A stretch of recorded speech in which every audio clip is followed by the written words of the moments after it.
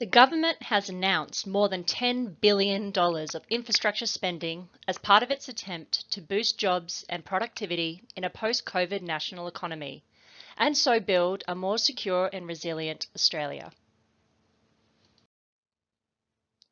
From an ALC perspective, the major outcomes included a capital injection of funds into the National Freight Data Hub, an ultimate investment of up to $2 billion into the Melbourne Intermodal Terminal project, and road, rail and freight upgrades worth $10 billion over the forward estimate period and beyond. ALC has consistently advocated for the full implementation of the National Freight and Supply Chain Strategy and is pleased that funds have been allocated in the budget to implement some of its components. Assisting the government developing a freight data hub that enhances freight chain productivity is an ALC priority. The capital injection provided to the data hub gives industry the confidence that the government is committed to developing a system that will assist the efficient movement of freight from one end of the supply chain to the other. The investment in the National Heavy Vehicle Regulator is also important.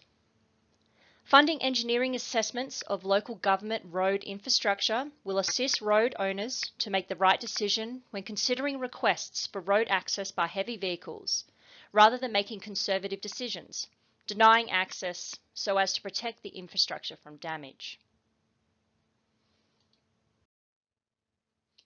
The investment of around $62 million for the planning and development of the Melbourne Intermodal Terminal and a commitment of up to $2 billion for its construction is welcome. For inland rail to operate efficiently, it is important there is true interconnectivity between the Port of Melbourne and the Port of Brisbane. It is hoped that the specific funding arrangements will be settled shortly, and in the long run, funds can be found to determine the best way to deliver the missing link between Acacia Ridge and the Port of Brisbane.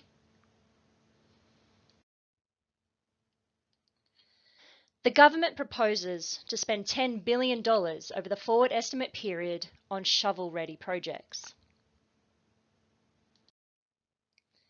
It should be noted that some of these projects have been re-announced. For example, the sealing of the Strzelecki track has been announced more than once. It is to be hoped that the funds promised over the forward estimate period are provided and that the jurisdictions have the capacity to design and build the promised infrastructure. ALC members have indicated that as the community transitions from fossil fuel-powered vehicles, it will be hydrogen fuel cell vehicles that will have the energy to power haulage units of a sufficient size to efficiently move freight down the Australian supply chain. They also have indicated they would value the presence of a hydrogen fuel producing industry in Australia, so as to protect against an obvious supply chain vulnerability. ALC therefore welcomes the support of the development of regional hydrogen hubs, which may support the development of a hydrogen industry that can produce the hydrogen that will propel fuel cell vehicles.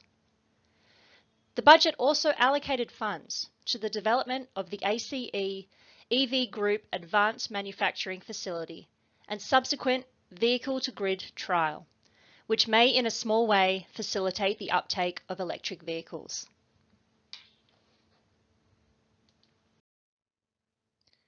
Finally, the hitchhiker snail has been identified as one of a number of pests that can attach themselves to containers and then pose a biosecurity risk to the country.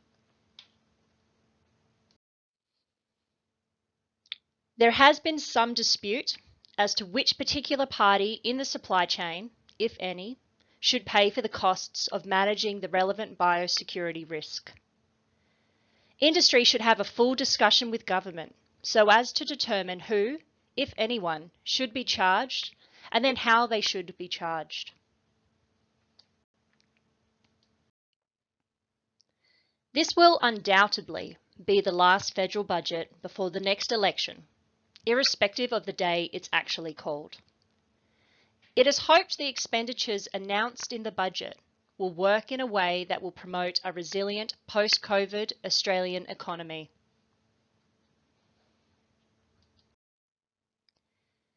If you would like to get in contact with the Australian Logistics Council to hear more on the supply chain view of the federal budget or ALC policies, please email policy@austlogistics.com.au.